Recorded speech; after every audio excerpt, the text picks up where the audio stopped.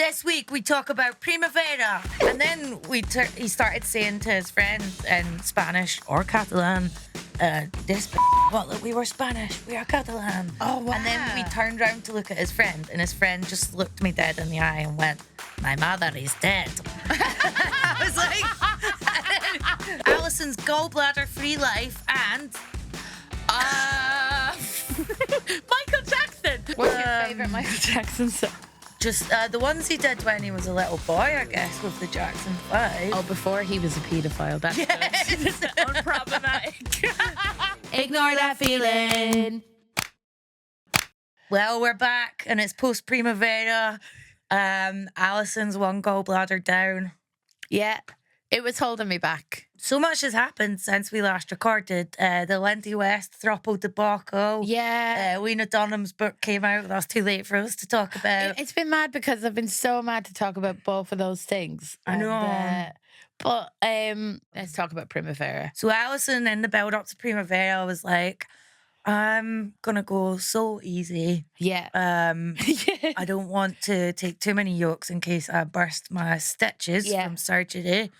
Oh, well, we should say, so Alison had to have emergency gallbladder removal in Australia. the Gold Coast. The Gold Which Coast, is a really nice place to have it out. It was beautiful. I want to talk about the Australian health system. Well, you nearly weren't going to do it, and then I don't want to take credit for this, but I will. She was going to try and fly home. Yeah. And then I was like, Australian healthcare is amazing. We've got a reciprocal agreement, so just go and get your thing out there. I'll bet it's luxurious there. But we have a reciprocal agreement, but they say it might not happen. There's a very small chance it might not happen. So I'm like in hospital, like with a drip attached to me going, I'm going to dine and dash because I'm looking at like what painkillers they're giving me. If you stay overnight, it's like $1,500 per night. No. So by the second night, I didn't have a guarantee that a reciprocal agreement was going to happen. And I'm like, can I get out of this 4th-story window? Basically what happened was I was in pain. And normally when I'm in pain, because I've got a gallbladder issue, Helen Bauer has a gallbladder issue as well. Yeah. And when we lived at the Fringe together, she had just had her gallbladder out. And we were kind of gallbladder buddies, right? But because the NHS takes so long, they were like, it'll be a couple of years. So I'm like, I can deal with that. I'll just have a hot bath whenever I'm in pain. Because you don't really communicate pain in a traditional way. I'd say actually when I'm in pain, I'll really say it feels like I'm dying. Whereas you'll be like, I'm in a bit of pain now. Yes, that's I might go to the hospital. She once texted me saying, might still be able to make the sauna tomorrow. And then I saw in the background that she was in like an ambulance bay. Yeah. Yeah, I was. But what's really good for pain is hot heat. You know, like when I had hot baths, that really helped me. If you just cook yourself. So to a point though. Yeah. That's true. I was lucky that I was in Australia. I was spending a week with my cousin because I'd flown all the way over to Australia and you said you should stay for an extra week if you can. So kind of this is also my fault. Yeah. That you were still there. Yeah, you were the master manipulator of all this. But I'm happy I got it out in Australia. You've been waiting months here. I would have been, yeah. You get a really good gown. I got like this lilac kind of purple gown that you would get in Lucy and Yak. It was beautiful. Right. It was beautiful. Do you want me to talk about Australian dinners and the Australian healthcare system? Number one, people come round and they go, what supplements do you take normally? And I was like, oh, magnesium. And then she's looking for her little thing and she was going to give me supplements, but I was nil by mouth. Oh, so yeah.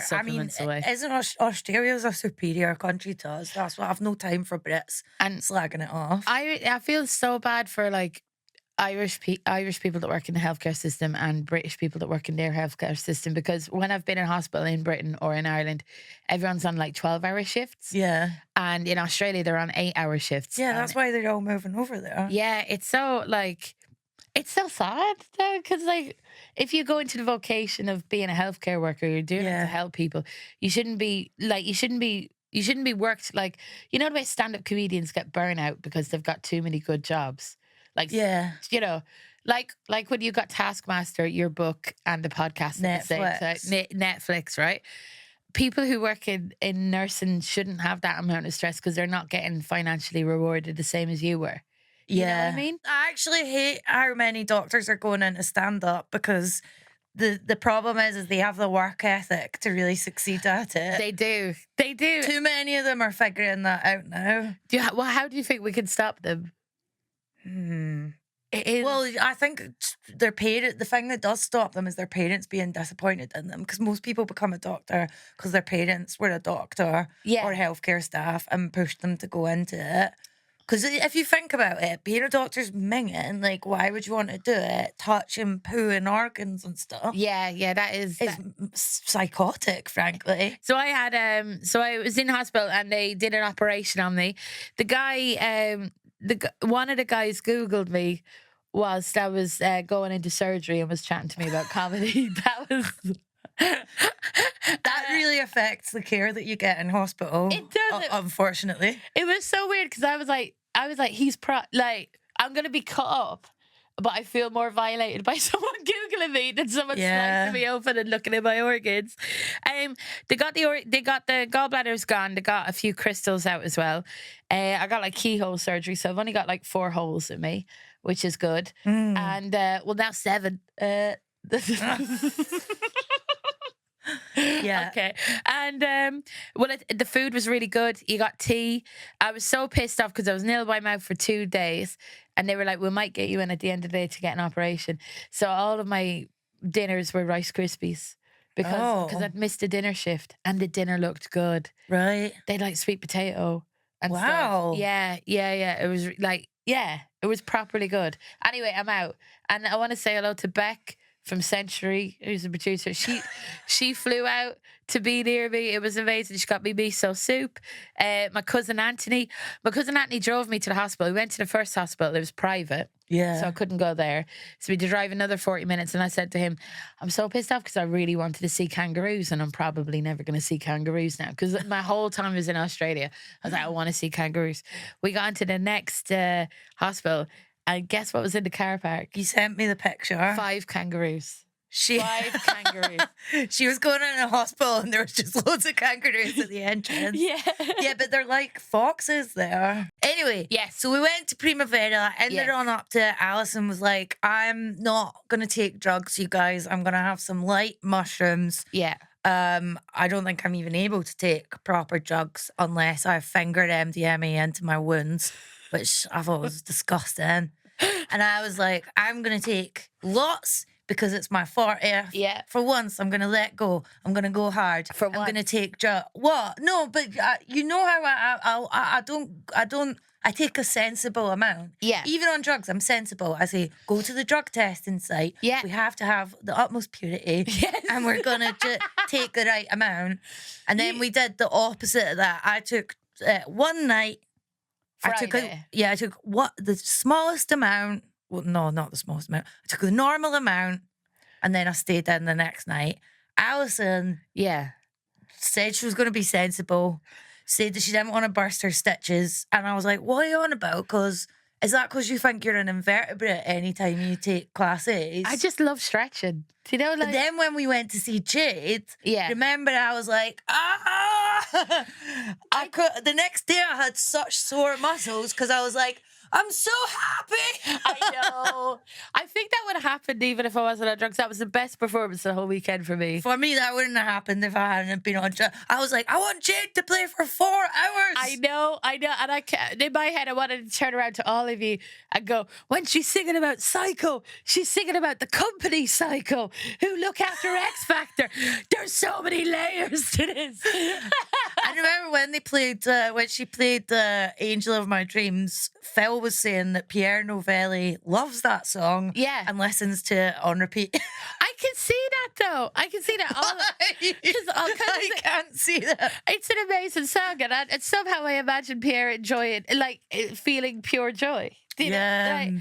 I've listened to the album nonstop since. It's amazing. It was so good, but you really went so hard. Yeah, I took 6 times the amount you did. in the end. Yeah. Because you didn't come out on the Saturday. I think that's unwise. I think you should just take the normal amount. I was like, well, I'm not bringing it back on the plane. And yes, but you don't have to. It's like finishing your plate of food. You don't have to finish all the drugs to get value. Well, the value was diminishing returns. Yeah, I won't lie. Because I was feeling really bad yesterday. Yeah. And you said you're feeling bad today, and I've been feeling bad for 3 days. I was feeling all right on Monday. I got back from the airport and I went straight into a book meeting. No. And I was like, Did you? Yeah, and then my publisher and editor were like, oh, Fern's in bed during the meeting. And I was like, yeah, but still, come on. Was it Tuesday? So that's the day after I flew. I live above a No, yesterday was Tuesday. Yesterday was Tuesday. I live above a Creams, and I've never been into that Creams before. What's that? It's like a kind of like waffle pancake ice cream place, right? I went in, I got myself like the most expensive hot chocolate possible. Right. I put on a Muppets Christmas Carol and I pretended it was winter. And then I got a bit sick of the Muppets Christmas Carol and I watched a harrowing documentary on the Drake and Josh. I've never seen an episode of Drake and Josh. What's Drake and Josh? It was a Nickelodeon TV show about two lads who are stepbrothers, but they're so different. And but the behind the scenes thing was like pedophilia and shit like that. Oh, yeah. Yeah, I was going to avoid mentioning pedos today. No, we can't. But then I watched a thing about Finding Neverland yesterday, right? Because I love that documentary. You love that documentary. I do. Yeah, no. I know, but it's so good.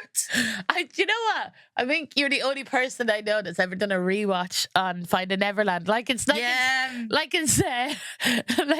Hard or like Home Alone. Where you're like, but it's that time of year.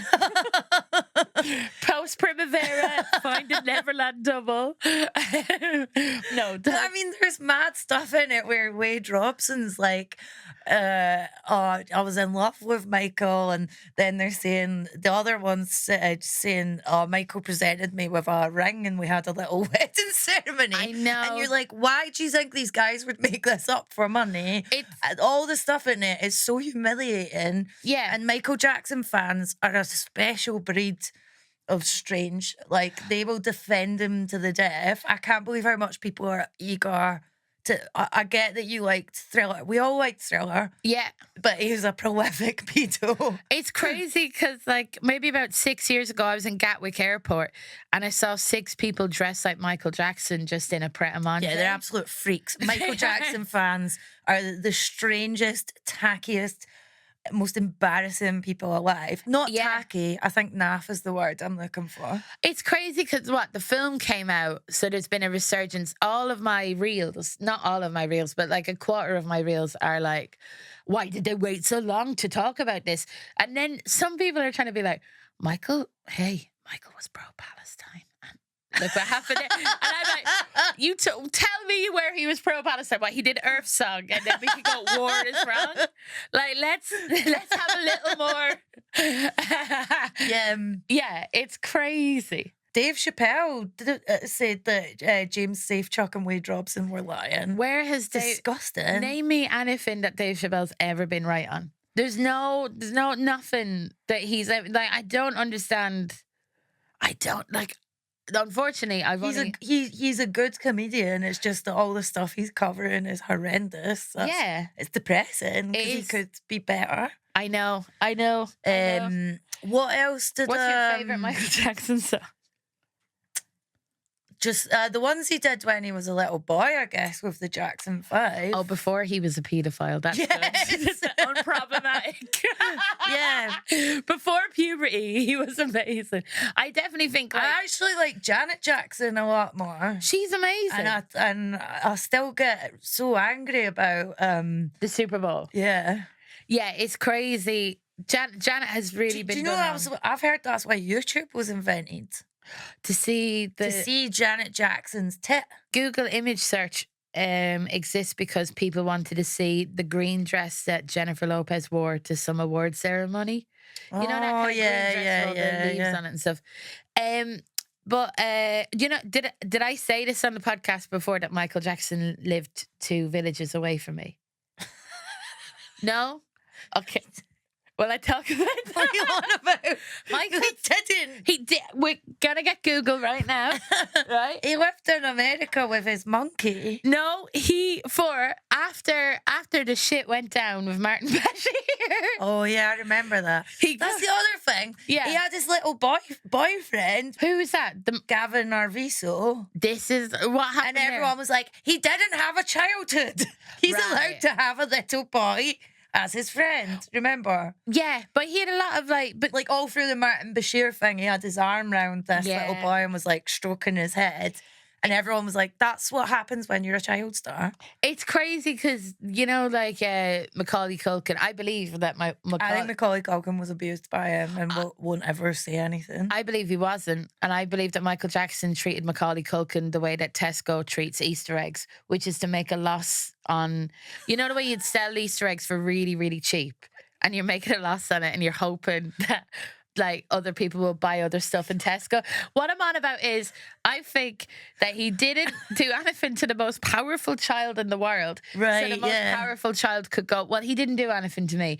But like the other people that like the other boys that he did stuff to, he bought houses for their parents and shit. I've no time for Michael Jackson. Well, I haven't got to I tried to watch Finding Neverland. Yeah. And it's been removed from the internet. But the people that made the documentary have made another thing called Finding Neverland 2. And I think they're trying to get past a lot of different legal gags. Do they explain like why Finding Neverland is not on the internet? I think a court case has been launched against it. And basically this one is Wade Robson and James Safechuck talking about all the fallout and shows all these different clips of people calling them liars and people saying, why did they bring it up now? They had children and started having horrendous flashbacks. And I know people that's happened to. I know people have been in denial their whole lives about abuse. Absolutely. And then something will come on about a pedo on TV or something. And then they just suddenly remember everything. Because when you see, especially if it's your own child, when you see a little child version of you, you realise how little you were. Definitely. But when it was happening to them at the time, they were like, oh, we're equals. We're equal, and I'm equals with the greatest pop star in the world. Yeah. Like, imagine that as a child. Look, just because you really like someone's music doesn't make you an expert on child abuse and when people are, like, when people go, why now? And it's like, why not now? People are still doing that. It's crazy. Just say you really like dancing to his music at weddings and you don't care. Yeah. And it's fine. Like, I would accept that more from someone than to go like, Wade Robson is a liar. And like, Wade Robson, didn't he do, like, he choreographed Britney. So much like early 2000s great. Like, he's But a also genius. that's who Cry Me a River is about. Really? That's what that music video is about. Because he choreographed Britney. I think he did the Slave For You choreography, which I vividly remember that music video. Incredible. It was the summer I lost my virginity. Was it? Fantastic song. But anyway, and then he had an affair with Britney. Yeah. And the Justin video has like, I'm sure it has like little hints to that. Did you see the video of him getting arrested for drink driving? I did, yeah. What was it said? Like, this is going to ruin the tour. And they were like, what tour? And he was like, mate, I'm Justin Timberlake. And the guy was like, no. And he was like, yes, I am. Just a sort of like weedy. Wouldn't it be funny if the police got him out and they're like, right, as a test, I need you to moonwalk in a straight line. Put your finger on your nose and then slide backwards. You love a kind of like beards. You love beard fairy. It's like, I've just thought of ones that I know are gay, but I can't say about. But I know they are.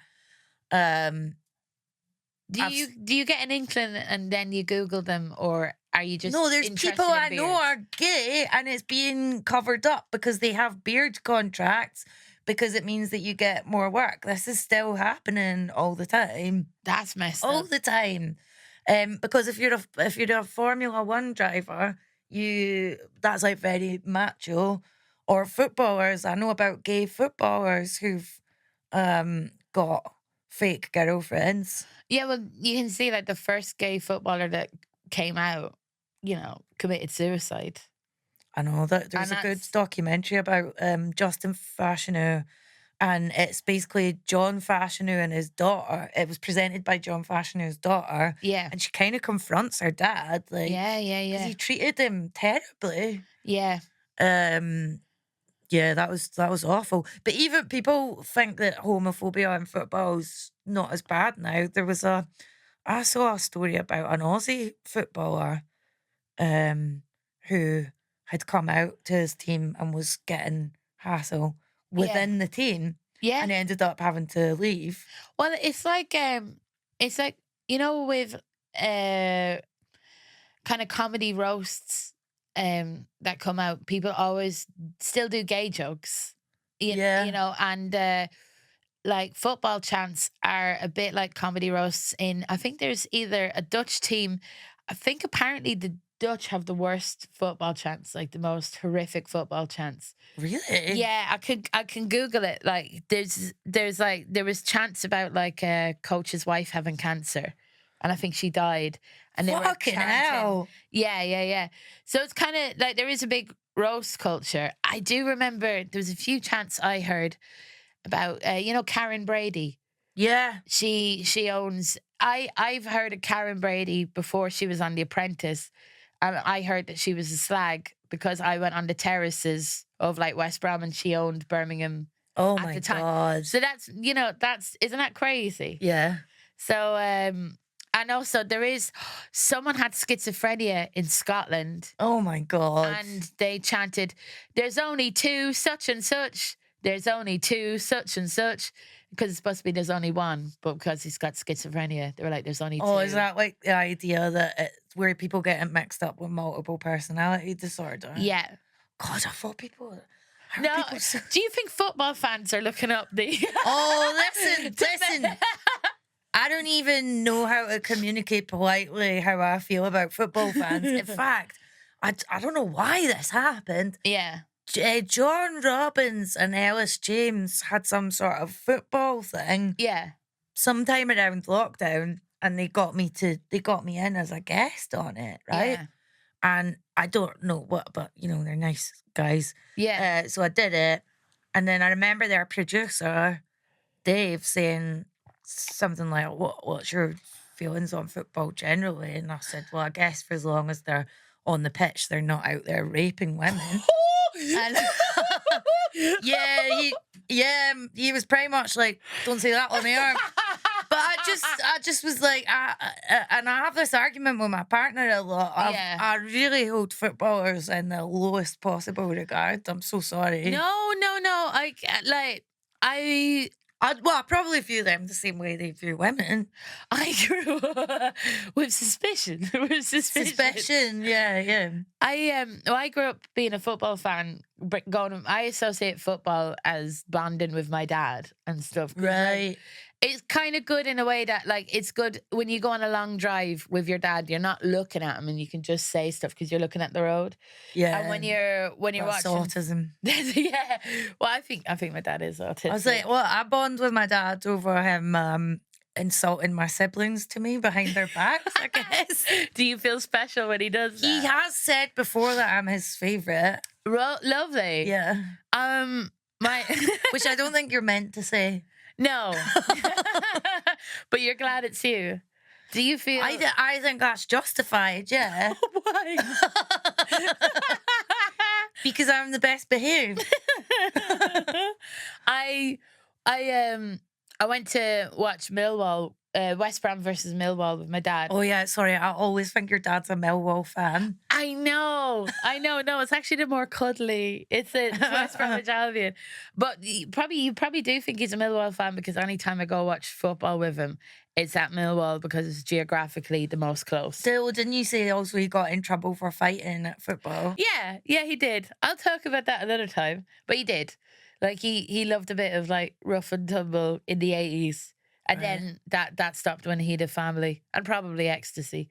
I'd say that killed off a lot of like football hooliganism. Your dad was into ecstasy? No, that's just there's a general kind of thesis about football hooliganism that it was really big in the late 70s and 80s.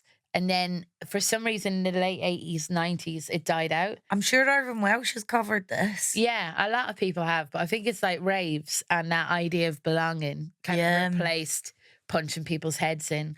Well, to go back to Primavera, please. Don't you think it was so much nicer than last year? Because last year, there was a real divide last year between coke people, which was like 50% of them, and ecstasy people. And this year at Primavera, I've never been around so many people on quality. Ecstasy. Yeah. And when you said the quality wasn't that good, I was like, Alison, we couldn't see clearly at one point. Yes, I know. But last year, I felt like I flew to the toilets. Last year, I know, but like, if we talk about last year, at one point I thought, I'm going to shit myself in the queue to the toilets. And do you know what? That'll be fine because everyone accepts me. That was how I felt. And then Alison was like, Fern, I'm going to go to the toilets. You stay right here, which was the front of the queue. And then once she went into the toilets, I was thinking, that's not practical. I know. But I managed to do it. And everyone was like, that's okay. It's all right. And I would go, I'm not in the queue. And people were like, that's okay. Yeah. Last year, oh my God. Yeah, that was so crazy. many mean people. They were mean, but like you said, this year, like if people bumped into each other, they're like, that's okay. It was beautiful. Yeah, the only slight bother I had, which I wriggled out of due to all my serotonin being used, was I was in the queue to the bar with Rue. Yeah. And a man in front of us turned around and said something to me, and I went, oh, Espanol? And he went, no, Catalan. And I was like, oh, sorry. And then I went, Scottish. And he was like, ah. And kind of was saying like, we're then you should know. Yeah. And I was like, Scottish, so sorry. And then he started saying to his friend in Spanish or Catalan, this bitch thought that we were Spanish. We are Catalan. Oh, wow. And then we turned around to look at his friend, and his friend just looked me dead in the eye and went, my mother is dead. I was like, and then me and Rue burst out laughing, and he was like, you laugh. So that was a bit weird. No, that's but great. I actually heard there was a lot of any aggro stuff this year came from Catalan people. Why was that? They hate how many tourists and Brits come to the festival. I was seeing that. Did you see? So there was a thing called tourists come home, go home, and stuff like that. And yeah, but did you see that someone apparently there's been a few reels where people are trying to investigate who managed to shit on people from the VIP balcony? Well, no. Did you see the puking thing? Tell me about the shitting first. I think someone's got their wires crossed because on Reddit someone said, I'm so sorry about what happened. I had an upset tummy. Yeah. And I think the person on Reddit read the upset tummy as shitting and not vomiting. So some people are saying that this is made up, but having read it, I think it sounds true.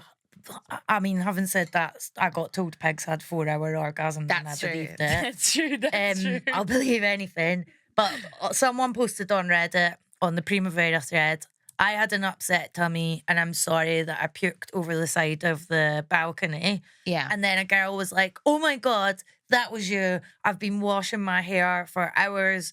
It ruined my night. And then he replied, can I take you out for sushi to make up for it? So sushi?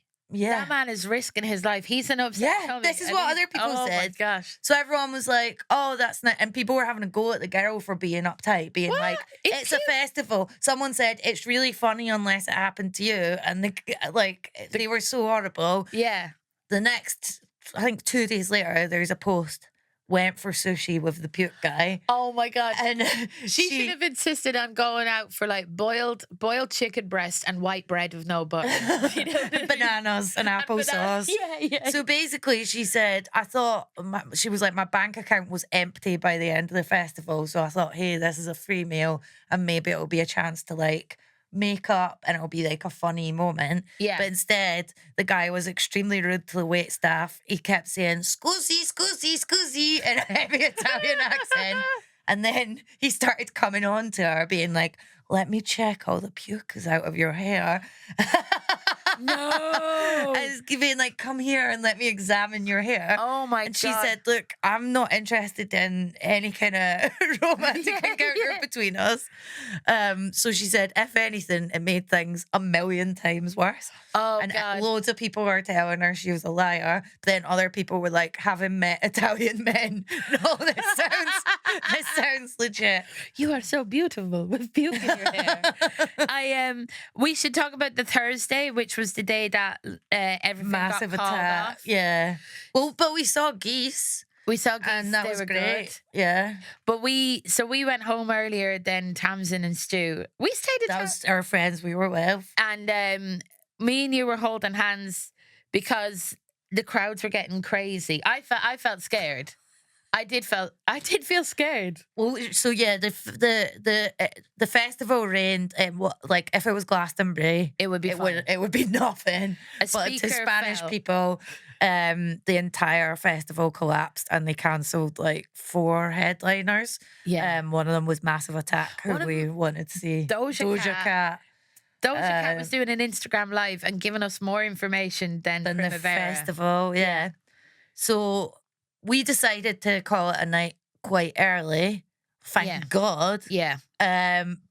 Because people were getting confused, trying to find the exits, and I was like, "Are we going to be in a Netflix documentary in a couple of years?" Yeah. As talking heads. And then we saw this nerdy guy. Oh yes. Um, Oh yes. where the Spanish security was like, "No salida," and then this guy was like, "Well, I want to stand here by the exit," and the guy was like, "No," and then we heard the nerdy guy go, "Coño, did you just call me coño?" And because I too am an autistic nerd, I empathized with him, but I just thought, man, you're never going to win against security. You have to just accept your lot. And the security man was going, no. And he was like, "I am not a coño." And I could see Alison. Alison is really drawn to fights, and she finds it quite soothing. And I saw her almost floating as if hypnotized towards El Coño. And I said, "Alison, come away. Yeah, that's true. This is not our fight." I was very proud of myself though, because we were holding hands and weaving through all the crowd, and I kept going, "Salida." Yeah, salida. she learned. She'd her one Spanish word. She was anytime she saw security, she'd be like, "Salida, salida." I was like, "Shut up. Stop saying it. Let's just follow people." I know. And then we got a tube home, and someone vomited, and then a man started to break dance next to the pile of vomit So while close playing a to- boombox. Yeah, so close to the vomit. Yeah, so that was quite a fun night, and we had a good chat. Yeah. I really enjoyed it.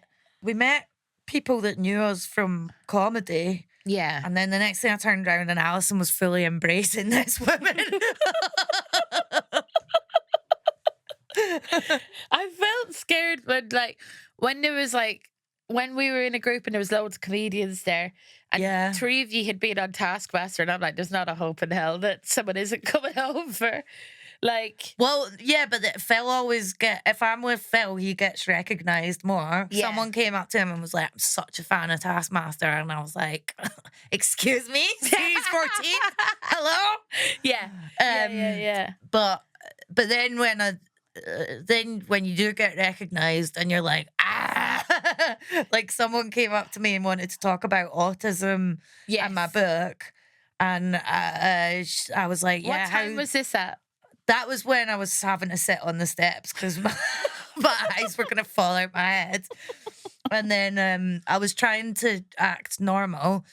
And I was like, how do you manage these festivals? And I think I could tell her husband was sober from how he was looking at me. And she was like, "Well, normally drugs, but I'm not on anything tonight." And I was like, "I'm on a load of drugs." And then another lady It was like an older lady and her husband who'd brought their daughter. Yes, who was at Pink Panthers. I would like. Were they on something?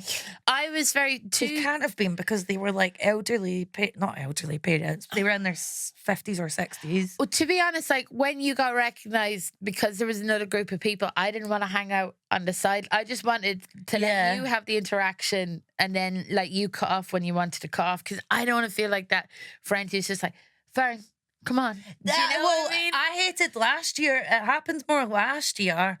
And I hated it because you and Townsend just had to like stand at the side like my butlers and you just feel like such a knob. Yeah. But because there was a bigger group, it was just I'd be chatting to the group. Yeah. But I remember taking selfies with people and being like, I have to put my sunglasses on. but then I was thinking about it today and I was like, do you know what? I'm not Prince Andrew. I'm not funded by the public purse or anything. Yeah. Because remember, people were pointing out his dilated pupils. When were they pointing out his dilated pupils? Like, what were they? It's in the Epstein files. There's a picture of Andrew kneeling over a lady and his pupils are really dilated. And everyone was like, whoa. And I was like, yeah, Prince Andrew's a bad guy. But sometimes I worry about being on drugs in public, even though it happens once a year. Yeah. I'm open about it. But this is also why I didn't want to be an ambassador for the autism charity that I ran for, because then I feel like you can never say that you like drugs and you have to be like a perfect person. Do you know what I mean? Why can't you say that you don't like drugs? I don't know, do you know?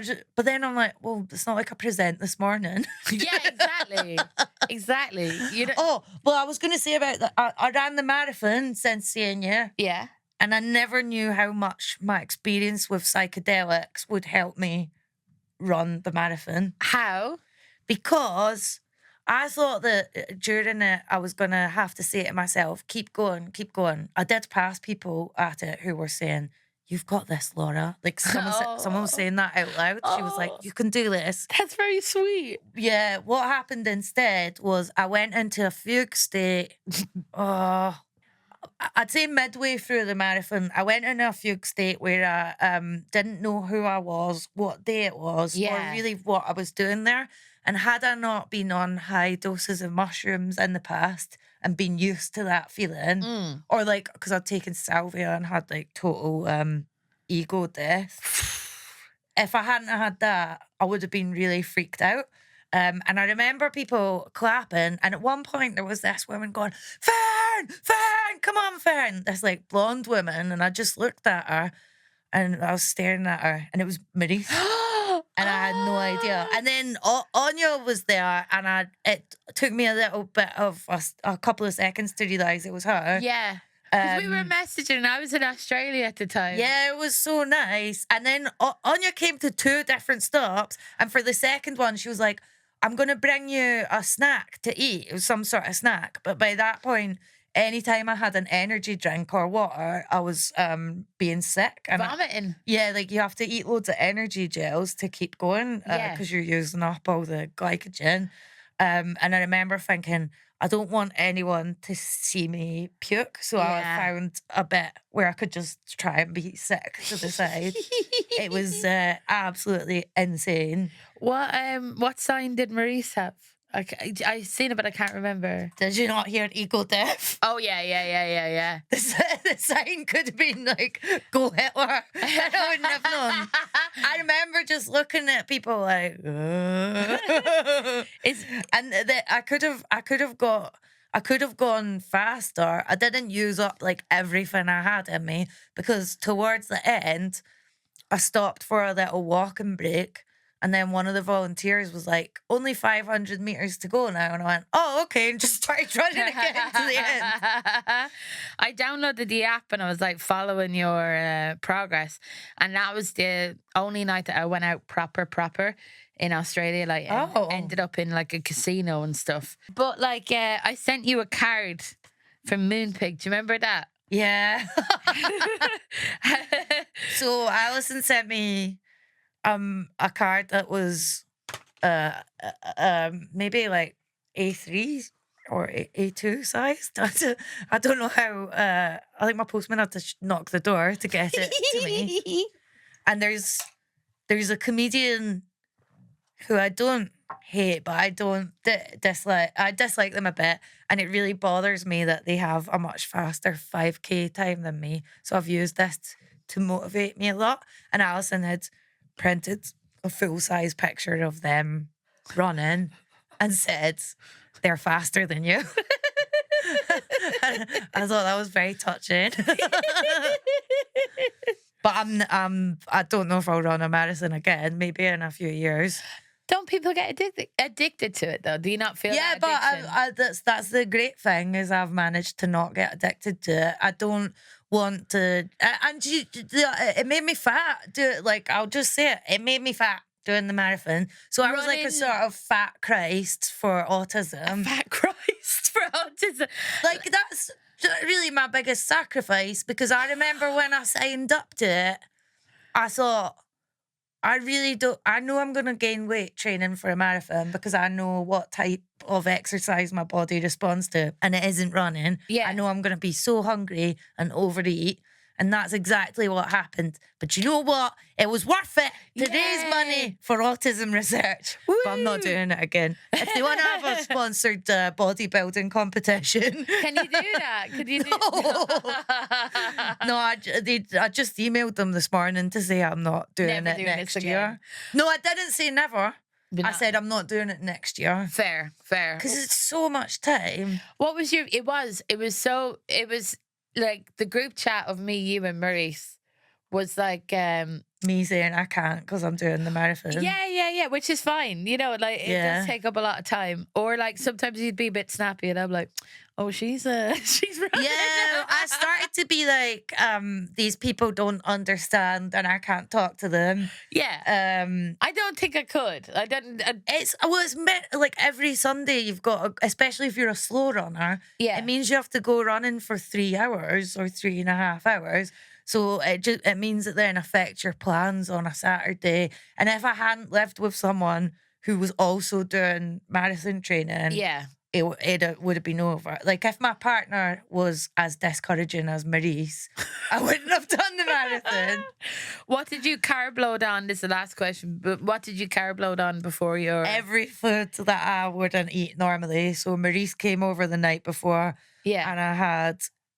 pizza, Haribos, tortilla chips. You talk about Haribos as if it's heroin. Haribos, eating a Haribo is basically like biting into soap and horse's hooves. And I'm like, I'm sorry that this is the truth. I'm sorry if that's offensive to people, but it's literally like horse's gelatin mixed with the same stuff that makes soap. And I saw it because I love to watch that mad program where that doctor puts food in a see-through tube and points it out to fat people. Yes, Christian. Yeah. Christian, yeah.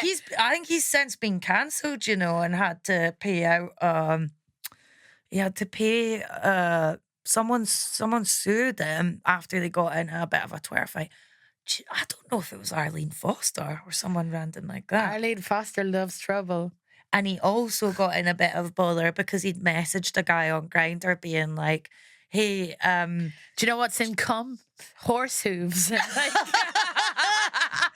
No, he messaged someone being like, crystal meth or GHB. No. I don't judge him. It's a Saturday night. Have a little gay freeway.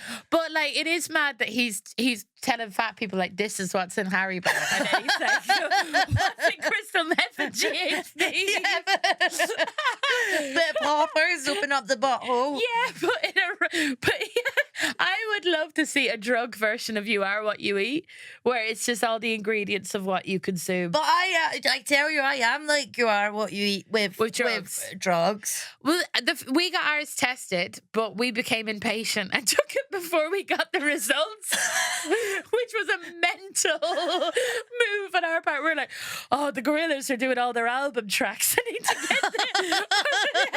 I need to sort this out. No, that was The Cure. It was The Cure. But yeah. we went to see The Cure. I mean, we'd been waiting on the drugs test for hours. Can I just say, last year, no one went to the drugs testing place. Only old nerdy here. Yes, yeah. You weren't bothered about going to the drugs testing place. You flew with a drugs test thing. I brought my own drugs testing kit. And then you threw it out before we went into Primavera because you got scared. Yeah. I put it in the amnesty bin. Can I just say, there's not enough representation of uptight autistic nerds taking MDMA. Yeah. And I just want people to know that we are out there, and looking at the Primavera Reddit, there were others like me. Yeah. Because I can only really go to a festival as busy as that if I'm on something like that, because of all the people touching you, people smoking right next to you. Yeah. I smoked some of Alison's cigarette. And she wasn't going to give it to me either. No, because you're my friend. I felt like I was in a weird... You also said, you told me you weren't going to smoke, and you were like, I keep thinking of my wound healing all weekend. I know. Constant. €6. They were €6. It would be crazy not to smoke if the cigarettes are €6 in Spain. What are you talking about? Think of the value of... Oh my God, you can't buy back your health. I know, but you smoked, so there we go. I smoked 2 puffs of her cigarette. She did. You look like a horse smoking. You look like it was... I got her to put it in my mouth, and I was like... Yeah. And it was like eating dirt. I thought I was going to be back on it. No, yeah, I'm happy that you're not. Well, anyway, this year, the drugs testing place was rammed. We were honestly waiting for 2 hours. They kept going off. Alison kept being like, I'm going to get water. I'm going to the toilet. I'm going back to the drugs place. And I was like, I'm never going to find her. At one point, I was sitting with really lovely, these Irish guys and a nice girl from Liverpool. Hello, Sean, Heather, and Steve. See, I do remember your names. And I was like, do you know what? If I get left with these guys, it's fine. I'm having a great time. Yeah. But I thought, I'm really going to have to start the drugs now because the Cure have already started their set. I know. And then there was a real divide between Addison Rae fans and the Cure. Yeah. I don't know why you can't like both. I like both of them. I like both. Alison has, as part of her ADHD, she almost constantly has a song playing in her head, which means she'll burst into song uncontrollably. Yeah. But musicals are like a documentary for me. Yeah, a lot of the Cure fans were taking it deadly seriously. And while the Cure started up with their greatest hits, Alison kept suddenly going, fame is a gun and I point it blind. Then she'd go quiet again. And then the Cure would be playing like Friday I'm in Love. And Alison would go, Diet Pepsi. Yeah. And there was a goth stood behind her just giving her daggers. Yeah, that's true. Because they thought she was doing it to wind them up. But then there was some pop girlies who thought it was the funniest thing ever. Yeah. But I was kind of just like this. They weren't going to do shit. Do you think any Cure fan would physically harm me? I'd destroy them. They hurt themselves. Phil, every time the Cure played a song, Phil would go, oh, this is Friday I'm in Love. And I was like, you're not even close. He was I think he did it with 5 of their songs. He was manifesting that. He was hoping. He's like, now it's Friday I'm in Love. Yeah. and then they played, is it Love Song? Pictures of You? No, there was one they played and I decided I had to tell everyone, this song is at the end of my favourite film about Orthodox Jewish lesbians. Yes. Yeah, you love it. What's it called? Disobedience, yeah. It's such a beautiful film. I've tried to force Connor to watch it and he won't. Yeah. Have you seen it? Not yet, but I will. It's Rachel McAdams and Rachel Weisz, and they're like these hot Orthodox closeted lesies. That is made for you. And they escape their community and go to a travel lodge and they spit in each other's mouths. Because I want to put that on an advert for Travel Lodge. Come to Travel Lodge, spit in each other's mouths, and why not enjoy our wonderful buffet breakfast with your freshly lubricated mouths, picking out croissants sliding down with the spit of your love. But they do it in a loving way. Of course. I wouldn't do that though. Would you? No, I'd feel too much like a mother bird. You know, like I just wouldn't. You wouldn't spit. I did it a lot when I had Invisaligns, but not in a sexual way. Just everyone who was in the front row of my 2024 tour. I'm sorry. Thank you so much for joining Alison and I today on Ignore That Feeling. Please like and subscribe. We would love to get to 1 million followers on YouTube, because do you know something? The closer we get to 1 million followers, the bigger and better our guests are. Yeah, that's not true. That's not true at all. Ignore that feeling.